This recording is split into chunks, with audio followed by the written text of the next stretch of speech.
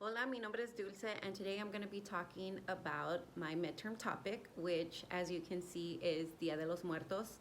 I chose to use myself as a canvas for the art. I thought, what better way of representing my topic by none other than, doing my face as a skull candy. What better way to depict, Dia de los Muertos? I chose this topic because, growing up, my Mexican background, in my family in particular, we didn't really celebrate Dia de los Muertos. For me personally, it wasn't until I suffered death in my family, which came from my abuelo passing.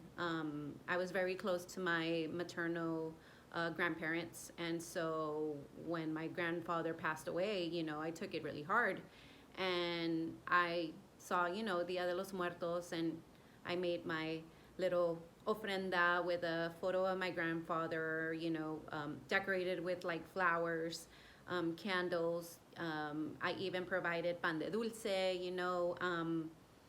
to offer to him, when he'd come back and visit, as the years passed, as I got older, I suffered from losing my grandmother, maternal grandmother, a few years later, and then a cousin, a very dear cousin of mine. And so I grew more into, how would I say it? Appreciating the holiday of November 2nd, the Dia de los Muertos. And as I'm taking this class, I'm finding out a little bit more how it dates back, over 3,000 years ago, how it's a mix of because not everybody is Catholic, but, a little bit of Catholicism and indigenous culture, and even the Spaniards, they would also, in some way pay respects to their beloved that had passed, by decorating the graves with flowers, lighting candles, as a pathway to guide them to come home, and if you think about it, mixing that with the Mexican culture that's already instilled in Dia de los Muertos, it's kind of interesting to see, like how it all came together. Put it into the Chicano movement, and you use the calavera, as a means to show and depict death, but the way that you can use it into a like positive manner is showing like, hey, death spares no one, it comes to anyone. At the end of the day, we all, are laid to our graves, and we're all equal.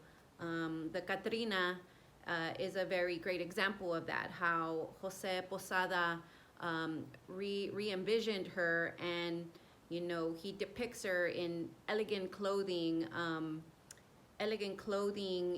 to show, richness and wealth. But in using the calavera, it sends a strong message. Like, it doesn't matter if you're the richest person alive or if you've got all the wealth in the world, death still comes. And I love how Dia de los Muertos, instead of it being, a somber way to remember your loved ones, it's a great way to celebrate life. And in art, you can, showcase it how you want, express yourself. So yeah, that's a little bit, about Dia de los Muertos. There's a lot more, and you can use it any way you want, it could be a political statement, an art statement. I put arte y vida because art is life. So yeah, hopefully you guys enjoy my little artwork, and that is it. Muchas gracias.